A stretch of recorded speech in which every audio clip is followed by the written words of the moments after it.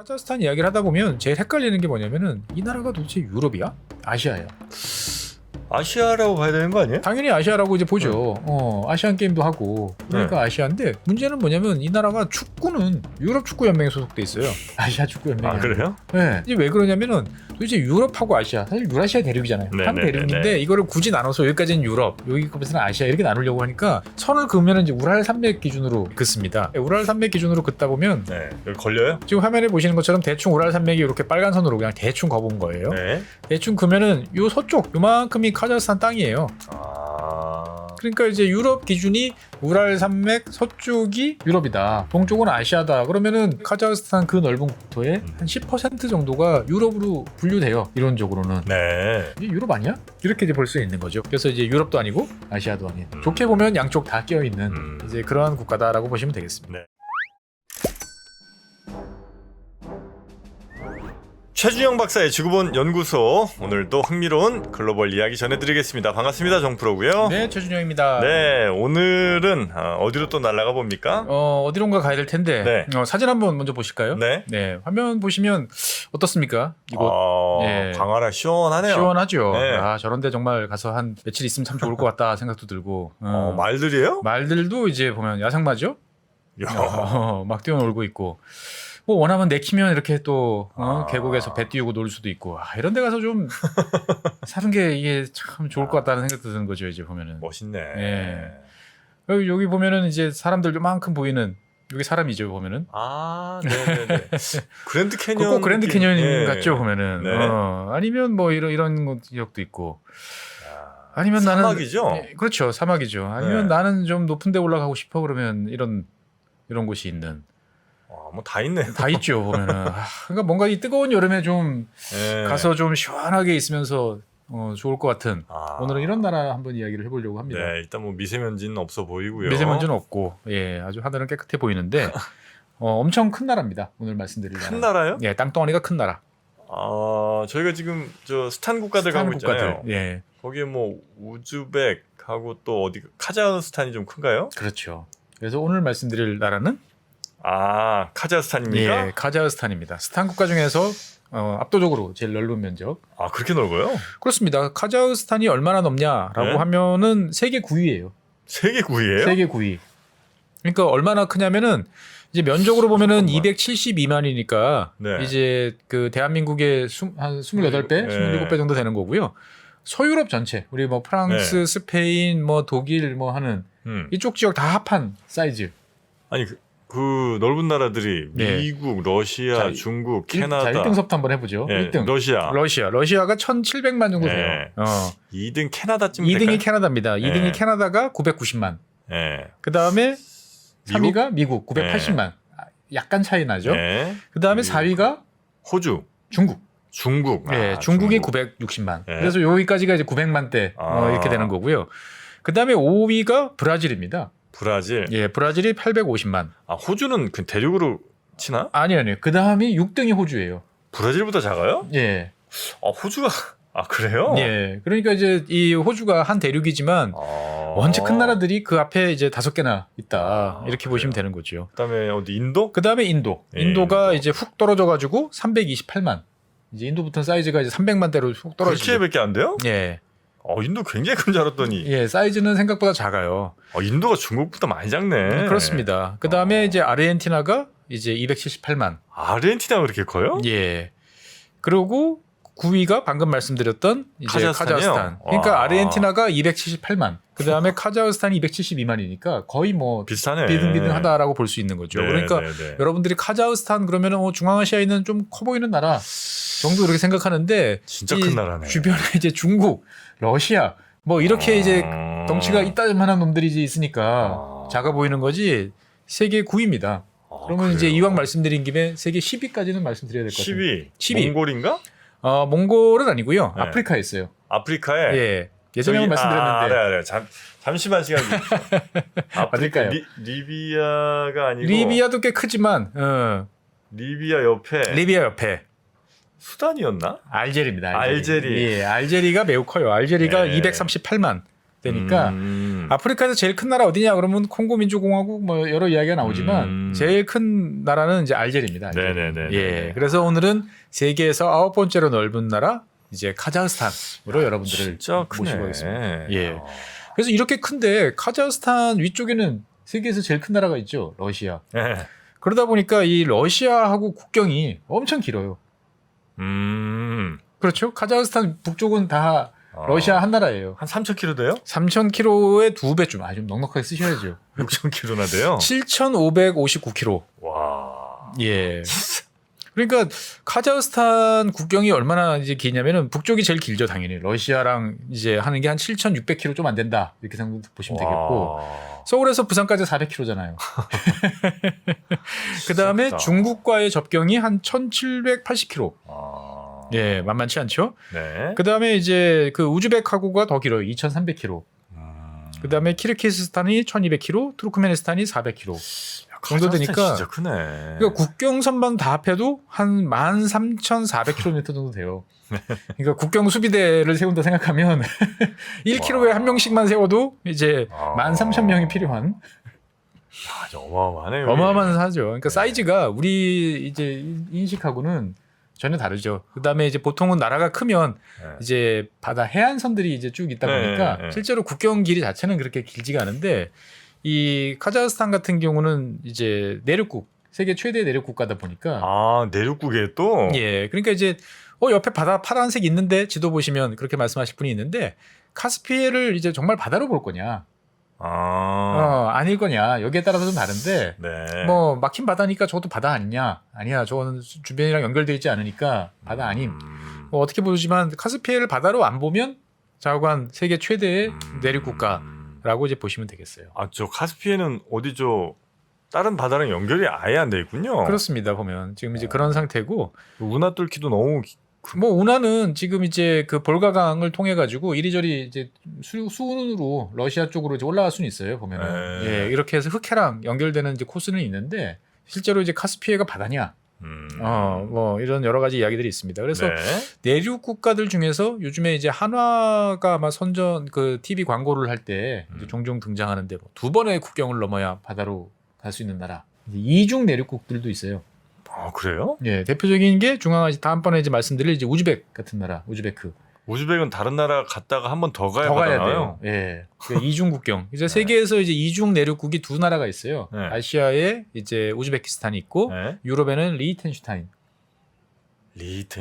예, 원체 이제 조그마한 나라니까 바다까지 가려면 여러 나라를 이제 거쳐야 되는 이제 이런 상황인 거죠. 그래서 오늘 말씀드릴 나라는 넓고도 넓은 나라. 카자흐스탄. 예. 그래서 국경을 보시면 아시겠지만 북쪽에는 러시아, 동쪽에는 중국, 남동쪽에는 키르기스스탄, 그 다음에 남쪽에는 우즈베키스탄, 그 다음에 서남쪽에는 지난번에 말씀드렸던 투르크메니스탄. 이렇게 이제 5개 국가들이 있죠. 그래서 얼핏 지도를 이렇게 보시면 야, 몽골하고는 안 닿았나? 몽골 옆인 것 같은데? 라고 이제 생각이 되는데 지도를 한번 쫙 확대를 해보면 재밌어요. 지도를 몽골하고 카자흐스탄 쪽을 쭉 확대를 해보면 살짝 떨어져 있습니다. 예, 오른쪽 그 몽골하고 왼쪽 카자흐스탄이 한 45km, 한 50km 안쪽으로 붙어있는 가까이는 있는데 그래요? 국경을 맞대고 있진 않아요. 그래서 그 사이에는 이제 몽골하고 러시아하고 중국이 이제 딱 국경이 있는 거죠.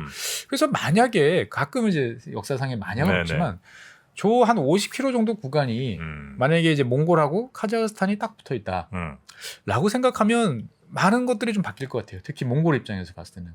뭐가 바뀌죠? 그러니까 몽골 입장에서 봤을 때는 죽으나 사나 뭐 뭔가 자원을 실어내려면 러시아로 가든지 중국으로 가든지 딱 옵션이 2가지밖에 없잖아요. 둘 다 그렇게 편한 상대가 아니잖아요. 카자흐라는 나라하고 만약에 국경을 조금이라도 맞대고 있어서 그쪽을 통해서 간다라고 하면 실제로 뭐 조금 더 이렇게 뭔가 옵션이 하나 더 있으면 그러네요. 예, 이거 어떻게 보면 한 40km, 50km 정도 약간 떨어져 있는. 그래서 카자흐스탄하고 몽골은 가깝지만 붙어 있지는 않다 정도로 이제 아시면 되겠습니다. 그래서 이 카자흐스탄 같은 경우는 예전에 한번 말씀드렸지만 이제 카자흐 사람들의 땅 이런 뜻이에요. 카자흐스탄. 예, 그래서 카자흐라는 뜻은 주로 이제 뭐 방랑하다, 방황하다, 돌아다니다. 또는 좋은 뜻으로 말하면 자유인, 자립인 뭐 이런 이제 약간 독고다이 같은 스타일 느낌이 좀 들죠 보면은. 네네. 그래서 정식 명칭은 이제 카자흐스탄 공화국입니다. 그래서 91년 12월 16일 날 독립을 했죠. 소련이 망할 때 이제 카자흐스탄 공화국으로 이제 독립을 같이 했죠. 그래서 이 지역은 뭐 중앙아시아 이제 있는 국가인데 국조 국기를 보시면 아시겠지만 이제 보면 대평원 되게 넓은 지역 있을 것 같고 그다음에 쨍쨍 해가 가운데 떠 있죠. 동그란 게 해 밑에는 뭐예요, 저거? 해 밑에는 저게 뭐로 보이세요? 밀가루 반죽도 새죠, 새. 새? 예, 새가 날개를 펴고 아, 네, 이렇게 보고 저렇게 보면 되는데 아. 예, 날개잖아요, 아니 양쪽에. 뭐 이렇게 새를 저렇게 그려놓으셨어? 그래서 이제 이 카자흐스탄의 국조 나라 새는 이제 독수리입니다. 검독수리. 검독수리고 지금 국기에 나와 있는 새는 이제 초원수리. 수리. 이제, 네네네. 예, 초원에 사는 이제 초원수리. 수리 종류. 예. 그래서 그 왼쪽에는 이제 문양이 있는 그러다 보니까 딱 느낌이 넓고 햇빛 쨍쨍이고 그다음에 그 위를 유유히 날아다니는 뭐 독수리나 이제 수리 같은 맹금류들이 느낌은 좀 있긴 하네요. 예, 뭔가 그런 느낌이 음. 오는 그런 국기라고 이제 보시면 되겠습니다. 네. 저기 새였구나. 예, 저게 새입니다.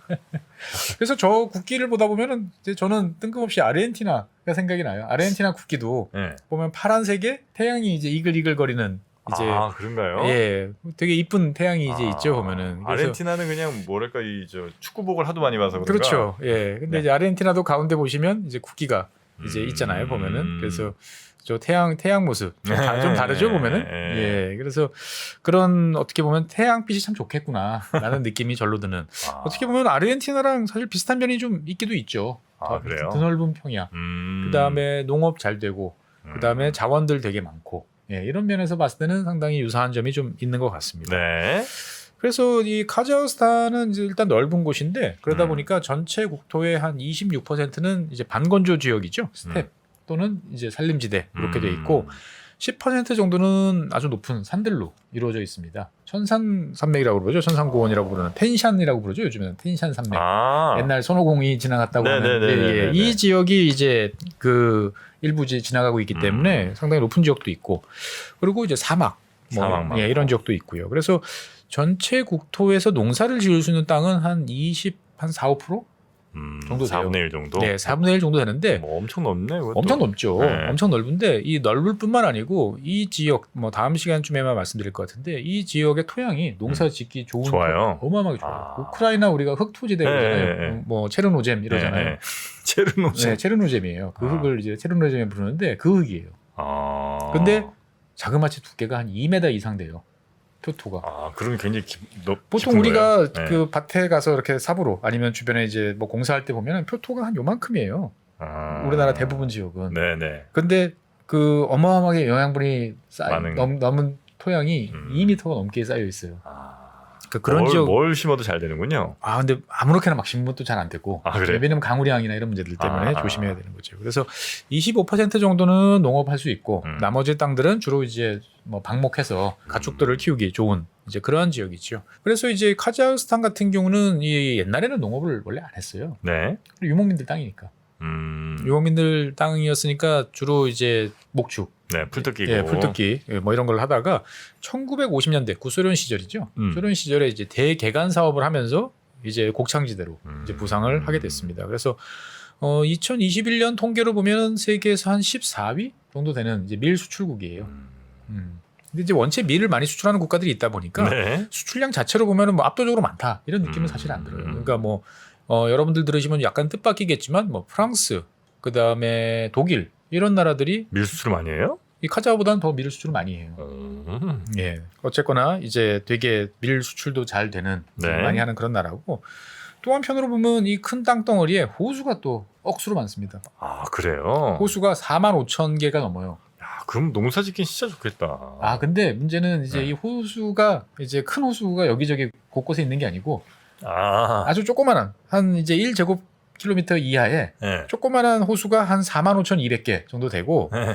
정말 큰 호수는 이제 몇 개 안 돼요. 한 20개? 4배 정도 되는 거죠. 그래서 호수가 많다 그러면 여러분들이 떠올리실 나라는 북유럽에 예. 어디? 그 핀란드. 핀란드가 참 많았죠. 예, 핀란드가 얼마나 많냐? 복습 차원에서 다시 네. 말씀드리면은 한 18만 개? 죄다 그냥 땅이 절반이 다 그냥 호수네. 그렇죠. 예. 핀란드는 정말 호수가 많은 나라. 그래서 이제 뭐 핀란드 사람들 여름에 뭐하니 그러면 다 수영하고 놀고 배 띄우고 하는 이유가 거기 있는 거죠. 네. 그래서 이제 카자흐스탄의 동남부 지역 같은 경우는 아까 말씀드렸던 텐샨 산맥하고 이제 가까운 이제 그런 지역이죠. 네. 최고로 높은 지역이 이제 탱그리, 칸 탱그리라고 부르는 이제 봉우리인데요. 네. 지금 화면에 보이시는 많이 높아요? 높이가 얼마쯤 될 것 같으세요? 뭐 한 3, 4천 되는 거예요. 5, 6천? 7,010m입니다. 7,000m 넘어요? 네, 7,000m 넘어요. 그러니까 우리가 보통 이제 8,000m를 넘는 네, 히말라야 예, 쪽에. 히말라야 뭐 이게 14개 뭐 네. 이러잖아요. 그러니까 이제 그 아래급이죠.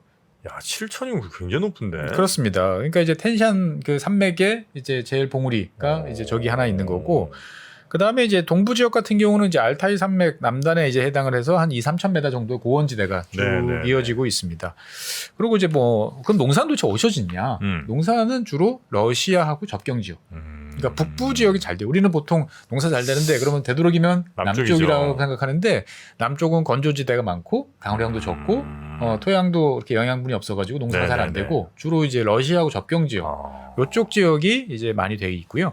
그 다음에 그러면 서쪽이나 중남부 지역은 주로 반사막 지역이다라고 부르는데 이제 반사막이라는 게 이런 느낌이에요.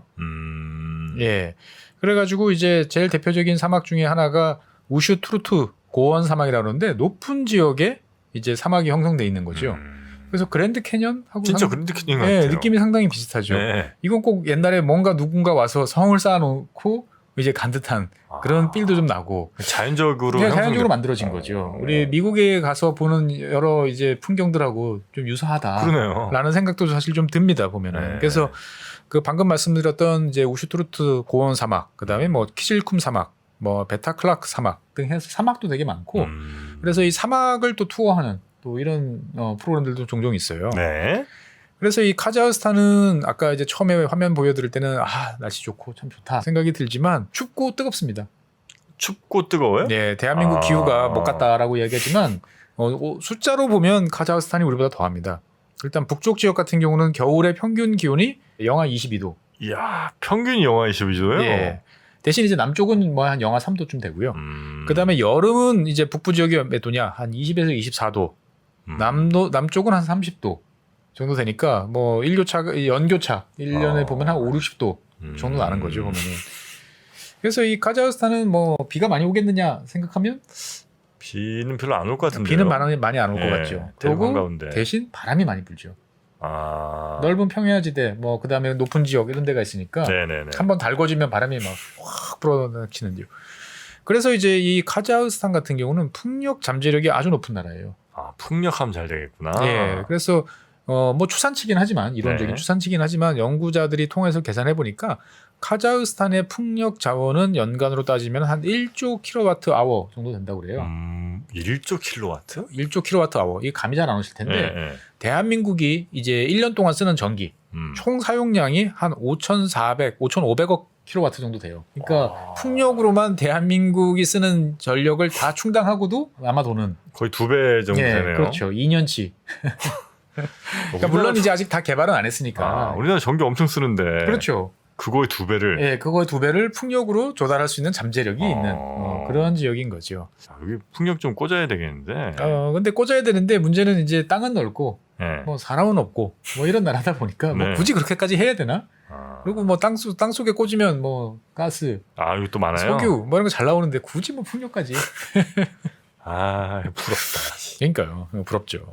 여기는 땅은 큰데 인구가 그렇게 많진 않죠. 예, 인구는 2천만 명이 안 돼요. 안 돼요? 이 안 정도? 돼요. 2억 정도 돼야 이제 뭔가 밸런스가 맞을 것 같은데 2천만 명이 안 됩니다. 작년 기준으로 보면 1,950만 명 정도 되니까. 왜 이렇게 안 났지?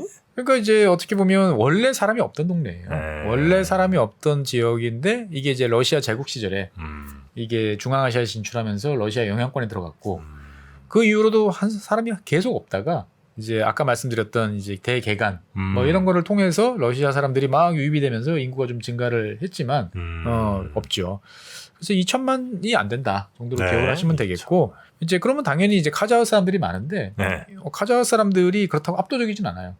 그러니까 한 67% 정도 되고요. 3분의 2쯤 되네요. 예. 네. 그다음에 러시아가 한 20%. 옛날에 이제 구소련 시절에 왔다가 네. 계속 러시아 국적을 유지하고 그 눌러 사시는. 카자흐에 사는 분들이 한 20% 정도 되고요. 네.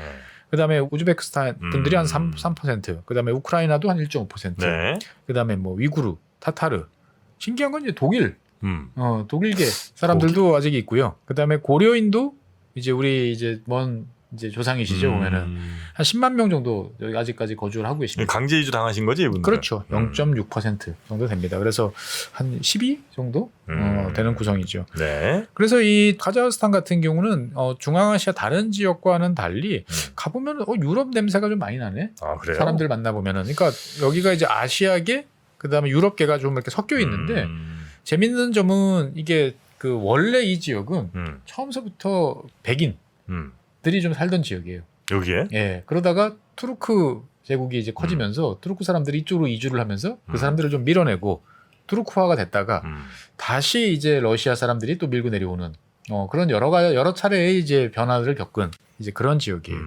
그래서 1980년대, 그러니까 아직 구소련 시절에는 이 카자흐스탄의 구성을 보면 지금하고는 달리 러시아 사람들이 더 많았어요. 카자흐 사람들보다. 아 그래요? 네, 구소련이 이제 붕괴하면서 많이 돌아갔죠. 그러다 보니까 지금 한 20% 정도만 이제 러시아 계열로 있었는데 그 전에는 원래 사람이 없던 데다가 러시아 사람들이 대거 이주해서 네. 여러 가지 일을 하다 보니까 러시아 사람들이 더 많은 이제 그러한 곳이기도 했죠. 네. 그래서 이 카자흐스탄을 보면서 제일 신기한 거는 뭐냐면 뭐 소수민족까지 다 합하면 한 130개 정도의 민족이 있는데 신기하게도 민족 분규가 없어요. 없어요? 없어요. 그것도 신기하네. 생김새들은 비슷하시나? 다르죠. 천차만별인 그래요? 경우들이 많은데 신기하게 잘 어울려 살기도 하고 또 재밌는 점은 요즘에는 약간 좀 관심에서 잊혀졌는데 이 지역의 이제 제일 부자, 카자흐스탄에서 제일 부자, 최고 재벌이 이제 고려인 3세. 고려인이에요? 예, 블라디미르 킴이라는 이름을 쓰시는. 여기가 예전에 이제 삼성이 투자를 해서 구리광산을 크게 했다가 그 삼성의 직원 한 분이 이제 그거를 다 인수를 받고 해가지고 뭐 어마어마한 돈을 벌었고 뭐 해서 이게 도대체 어떻게 된 일이냐라는 이야기가 2000년대 한 초중반에 상당히 이제 핫 이슈가 되던 그런 시절도 이제 있습니다. 어쨌건 이제 뭐 사이좋게 사람들이 네. 지내고 있다 정도. 다행이네요. 예, 다행이네요. 그렇죠. 네. 그리고 이제 카자흐 이제 여러 뭐 민족들이 있지만 제일 많은 건 이제 카자흐 민족이니까 카자흐 민족들은 이제 아무래도 유목 민족이다 보니까 띄엄띄엄 있지만 네. 그 띄엄띄엄 있는 사람들끼리는 원래 또 끈끈하잖아요. 그래서 자기들끼리 몰려 사는 거를 되게 좋아해서 다른 나라 뭐 대한민국에도 이제 카자흐 분들 꽤 계시는데 네. 아주 강하게 자기들 동네 딱 만들어가지고 그 동네 사람 동네에서 이제 같이 사는 거를 선호하는 이러한 곳이다라고 이제 보시면 되겠습니다. 그럼 이게 뭐 약간 뭐 시족처럼 그렇죠. 이렇게 이제 모여가는 그렇죠. 경우가 많으시겠군요. 그런 성향이 좀 아직까지 이제 있다라고 이제 보시면 되겠어요. 그래서 이제 스탄 국가니까 당연히 이제 이슬람인데 사우디나 이쪽은 카자흐스탄에 대해서 무늬만 이슬람. 니들이 이슬람이면 세계가 다 이슬람이다 이 자식들아. 뭐 이제 이런 표현들이 등장하는 그런 좀 술 팔고 뭐 이런 거 다 해요? 네. 술 잘 마세요. 술 잘 마셔요. 그러니까 옛날 소련이었잖아요. 네. 그러다 보니까 뭐 몽골과 더불어서 이제 술 싸움 하면은 이제 지지 않을 이제 그러한 대표적인 나라고 이슬람 국가긴 한데 이렇게 하루에 5번 이제 그 메카를 향해서 이제 절을 해야 되는데 잘 안 해요. 그걸 안 해요? 그걸 안 하면 안 될 것 같은데. 그래서 전체 국민들의 한 73% 정도는 이제 그 수니파 이슬람. 네. 이고 러시아 정교가 이제 아까 러시아 계열 한 20% 그만큼 이제 있는데 그러다 보니까 이제 뭐 술뿐만 아니고 뭐 돼지고기도 뭐 썩 좋아하진 않지만 먹긴 먹어요? 굳이 뭐 그거를 배제할 이유가 뭐냐? 배제할 이유는 없다. 그래서 이제 옆 나라인 그 우즈벡하고는 좀 다른 이제 그런 특성들이 좀 있어서 어떻게 보면 세속주의가 자리를 잡은 뭐 이슬람 국가 네. 이렇게 이제 볼 수도 있고요. 그래서 이렇게 말씀드리면은 그러면 뭐 이 나라는 종교나 이런 거 관련해 가지고 뭐 이제 이를테면 기독교 선교나 이런 거를 하기가 괜찮겠다라고 생각이 드실지 모르겠지만 그렇진 않아요. 그런 것 때문에. 기본적으로는 이슬람 국가예요. 그래서 러시아 종교는 원체 오래전부터 있어 왔고 또 그걸 믿는 사람들이 또 이렇게 확실하게 있기 때문에 정교까지는 인정하는데 새로 누가 들어와서 뭐 이렇게 선교한다든지 선교하는 거에 대해서는 상당히 부정적이기 때문에 그런 것들은 좀 조심하실 필요가 있다. 네. 그리고 언어는 이제 카자흐어가 국어고요. 그 다음에 러시아어가 이제 공용어로 쓰이고 있는데 이제 최근 들어서 이제 러시아 우크라이나 전쟁 이후에 이제 이 공식적으로 다 카자흐어를 쓰자. 러시아랑 썩 그렇게 좋지는 않군요. 원래는 철저하게 러시아 쪽하고 또 친하게 잘 지냈었어요. 그러니까 뭐 다음 시간에 말씀드리겠지만 이 카자흐스탄은 어떨 때는 친서방, 어떨 때는 친러. 이걸 아주 효과적으로 왔다 갔다 하면서 최대한 많은 걸 따낸 나라예요. 아 그래요? 근데 이제 이 전쟁이 딱 벌어지고 나니까 뭔가 위기감을 되게 많이 느끼는 거죠. 그러니까 러시아어를 쓰는 20% 사람들이 러시아 사람들이 있잖아요. 이거 내버려 두면 우리가 우크라이나처럼 될지도 모른다. 그래서 그 뭐 이 전쟁 이전부터 이야기 나왔던 건데 카자흐어를 이제 표시하는 방법이 원래는 끼릴 문자, 러시아 이제 끼릴 문자로 이제 했는데 이것을 라틴 문자, 우리 일반적인 알파벳, 유럽 알파벳으로 이제 바꾸는 작업을 진행을 지금 하고 있어요. 그래서 2025년부터는 끼릴 문자가 아니고 이제 라틴 문자로 네. 쓰기로 했다라고 하고 국무회의 이런 이제 공식적인 회의에서 과거에는 러시아어로 그냥 다 이야기했거든요. 이제는 다 금지, 다 카자흐어로 이야기하는 것을 원칙으로. 확실히 위기의식 같은 걸 좀 느끼나 보네요. 그러니까 이제 다르다. 우리는 어떻게 보면은 그동안에 구소련 밑에서 살아왔는데 우리는 쟤네들랑 다르다. 다른데 우리가 쟤네 뭐 러시아어를 잘 익혀서 러시아의 뭐 고급 문학 이런 거 즐길 수 있는 건 좋지만 엄연히 다르다. 그 다르다는 걸 자각하고 우리는 카자흐 사람이라는 인식을 확실하게 하지 않으면 언제 우크라이나 같은 상황을 당할지 모른다라는 인식들이 좀 있습니다. 카자흐 내 러시아인들이 좀 많이 몰려 사는 이런 동네도 좀 있나? 보통 그런 데가 좀 주로 북쪽 접경 지역이에요. 그런데 좀 문제 생길 수 있잖아요. 그러니까 우크라이나도 동쪽 지역, 예. 러시아하고 접경 지역에 당연히 이제 러시아어를 쓰는 예. 사람들이 많이 살았잖아요. 예. 비슷한 거죠. 여기 북쪽이라는 차이만 있는 거고. 이거 약간 문제될 수 있겠네 나중에. 그렇죠. 그래서 이제 카자흐스탄은 여러 가지 수단들을 이제 강구를 이제 하고 있습니다. 네. 그래서 이제 그 카자흐스탄 이야기를 하다 보면 제일 헷갈리는 게 뭐냐면은 이 나라가 도대체 유럽이야? 아시아예요? 아시아라고 봐야 되는 거 아니에요? 당연히 아시아라고 이제 보죠. 아시안 게임도 하고 그러니까 아시아인데 문제는 뭐냐면 이 나라가 축구는 유럽 축구 연맹에 소속돼 있어요. 아시아 축구 연맹이. 아 그래요? 네. 그래서 우에파 뭐 이제 이런 데 보면은 여기 출전해요? 네. 카자흐 가면 안 될 것 같은데. 이게 이제 왜 그러냐면은 도대체 유럽하고 아시아, 사실 유라시아 대륙이잖아요. 한 대륙인데 이거를 굳이 나눠서 여기까지는 유럽, 여기까지는 아시아 이렇게 나누려고 하니까 선을 그으면은 이제 우랄 산맥 기준으로 이제 긋습니다. 우랄 산맥 기준으로 긋는데 우랄 산맥 기준으로 긋다 보면 여기 걸려요? 지금 화면에 보시는 것처럼 대충 우랄 산맥이 이렇게 빨간 선으로 그냥 대충 거본 거예요. 네. 대충 그면은 요 서쪽 요만큼이 카자흐스탄 땅이에요. 예, 그러니까 이제 유럽 기준이 우랄 산맥 서쪽이 유럽이다. 동쪽은 아시아다. 그러면은 국토의 카자흐스탄 그 넓은 국토의 한 10% 정도가 유럽으로 분류돼요. 이론적으로는. 네. 그러니까 이제 이를테면 튀르키예 같은 경우는 전체 국토에서 한 3% 정도만 유럽에 포함되어 있죠. 그 이스탄불 서쪽 그 지역만. 네네. 예. 그러면 카자흐스탄은 국토의 10%가 유럽에 있으니까 이게 유럽 아니야? 이렇게 이제 볼 수 있는 거죠, 보면. 네네네. 그래서 이제 유럽도 아니고 아시아도 아닌. 좋게 보면 양쪽 다 껴 있는 이제 그러한 국가다라고 보시면 되겠습니다. 네. 그래서 이제 이 카자흐스탄의 가장 이제 특징적인 면은 이제 우리나라한테 잘 알려진 건 수도를 이제 한번 옮겼어요. 수도를 옮겼어요? 네, 수도를 한번 옮겼습니다. 원래 수도와 어디였지? 관련돼서 여러 가지 이야기할 것들이 좀 있어요.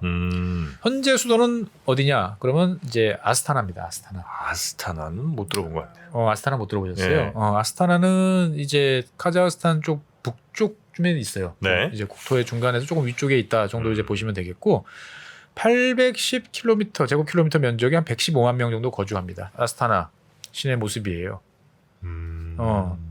요거는 이제 쇼핑몰 네. 모습이고 상당히 이제 보면은 되게 번화한 이제 그런 모습으로 보이죠. 원래 이 아스타나라는 지역은 뭐 사실 그냥 조그마한 동네였는데 러시아 제국이 이제 이 지역을 점령을 하면서 아크몰린스크라고 하는 이제 그 군사 기지를 네. 만들면서 발전을 이제 시작을 했고요. 그 1950년대에 이제 농업 대개간을 하면서 농업 연구소, 농업 인력 이런 사람들이 와서 이제 새롭게 만들어진 이제 도시였습니다.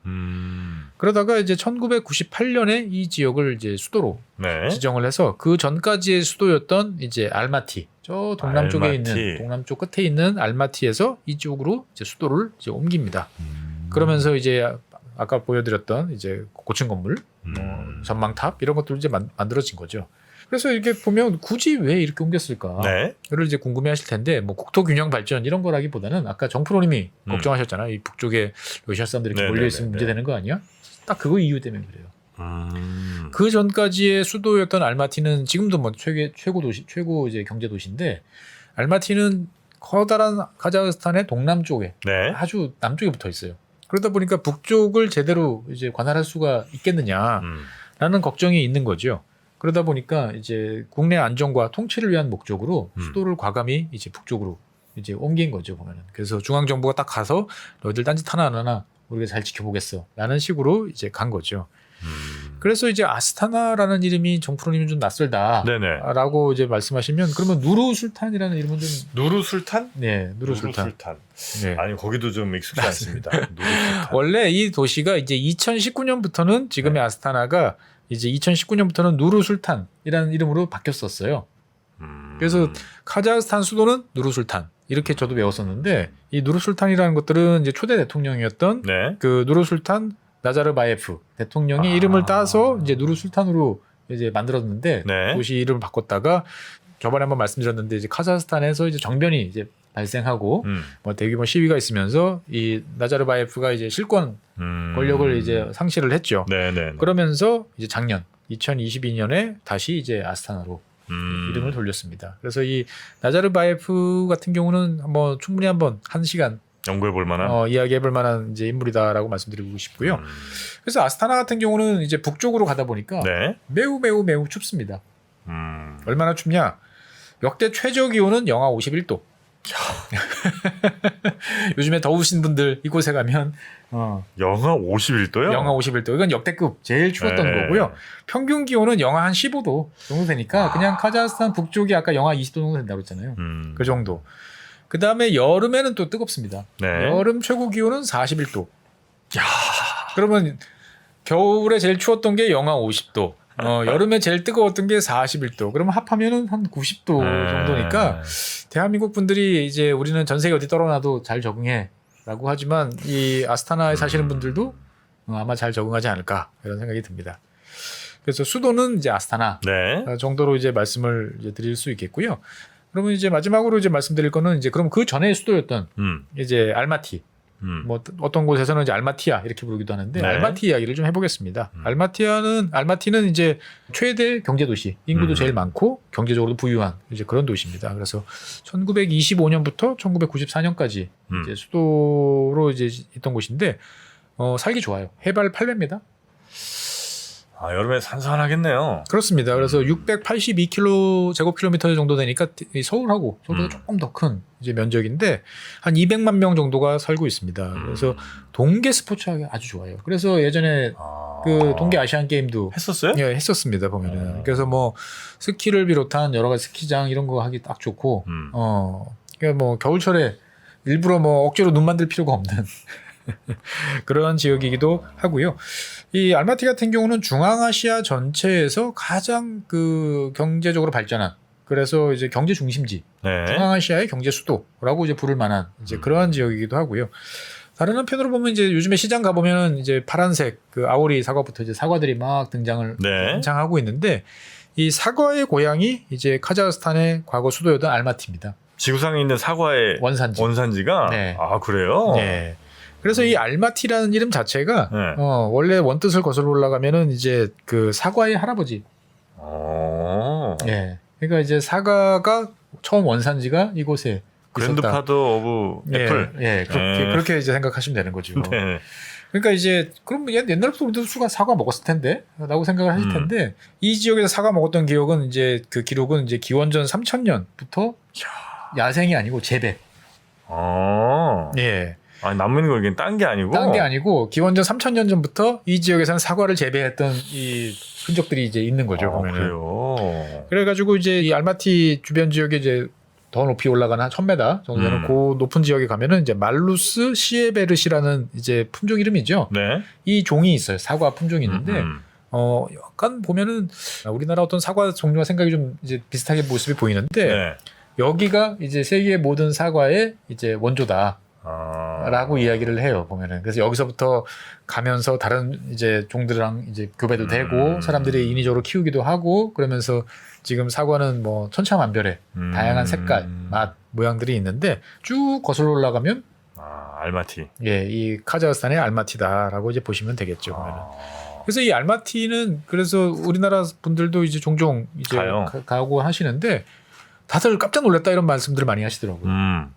왜냐면 돌아다니는 차들이 막 전부 막 삐까번쩍한 아, 그래요? BMW, 막 아우디 이런 차들, 네, 좋은 차들 많고 건물도 막 그 윤기가 잘잘 흐르고, 네, 그러니까 되게 낙후된 어떤 그런 모습을 생각하고 갔다가 네네.